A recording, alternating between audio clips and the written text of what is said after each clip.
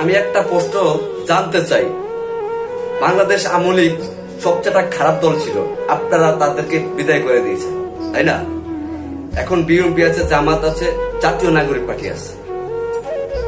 তাদের উদ্দেশ্যে আমি একটা কথা বলতে চাই যে এই যে বাংলাদেশে যত দর্শিত হচ্ছে, এগুলা করে কারা? এখন বিএনপি না, জামাত না, নাগরিক পার্টি না, আপনার আর আমার মতন সাধারণ জনগণ। আগে আমরা ঠিক হই, আমরা সরকারকে কেন দোষ দেব? দলীয় ভাবে রাজনীতি ভাবে তাদেরকে দোষ দেবে কেন? তাদের তো দোষ নেই, দোষ হচ্ছে আমাদের। আমরা কাম করব, ধরা গেলে কিছুতে কিছু হয়ে গেলে আমি বিএনপি করি, অমুক সমুক, আবার কেউ গেলে আমি জামাত, ওইটা হেটা। আপনি তাদেরকে টানেন কেন? জামাত কি বলছে আপনি যায় ওখানে দর্শন করেন? বিএনপি বলছে কি আপনি ওখানে দর্শন করেন? বিএনপি, জামাত, জাতীয় নাগরিক পার্টি, এদেরকে টানেন কেন? হ্যাঁ, দলের থেকে এগুলো কি বলছে আপনাদের? আমরা সাধারণ মানুষই খারাপ। তবে আমরা আগে মানুষ হই।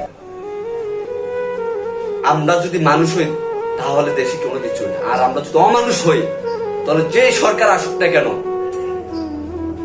এক বিন্দু বাংলাদেশ ঠিক থাকবে না, এভাবে চলতেই থাকবে। এই যে পুলিশ আছে কেন ভাই? যদি সেই মেয়ে যদি অন্যায় করে, রাজনীতি প্রেক্ষাপটে যদি অন্যায় করে, হ্যাঁ কোনো কিছু করে, তাহলে পুলিশের হাতে তুলে দেন। যদি সেই মেয়ে খাঙ্কিগিরি করে, তারা পুলিশের হাতে তুলে দেন।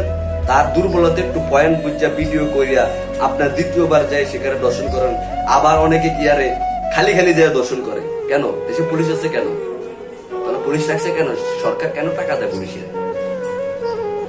আপনারা যদি নিজে আইন নিজে তুলে নেন তবে আপনারা ভালো হবেন, কোনো পুলিশে লাগবে না। আপনারা নিজেরা ঠিক হয়ে যান, দেশের গতিতে চলো, আমরা নিজেরা ভালো হয়ে যাই, দেখবেন দেশ খুব সুন্দরভাবে চলবে, কোনো প্রেক্ষাপট থাকবে না।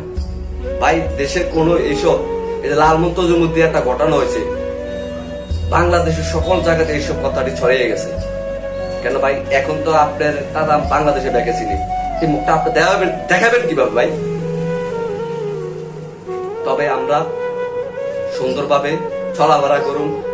হ্যাঁ, সরকার আসবে যাবে, হ্যাঁ চলবে, তাদের গতিতে চলবে, কিন্তু আমরা সাধারণ জনগণ এসব কাজ থেকে বিতর্ক থাকবো। কারণ আমরা দর্শন করব না।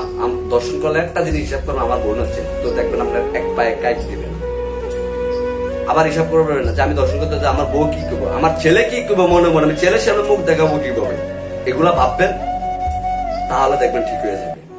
তবে সবাই ভালো থাকবেন, সবার জন্য দোয়া করবেন যে দেশ যে ঠিক হয়ে যায়, এসব থেকে আমরা বিরত থাকি। সবাই ভালো থাকবেন। আসসালামু আলাইকুম।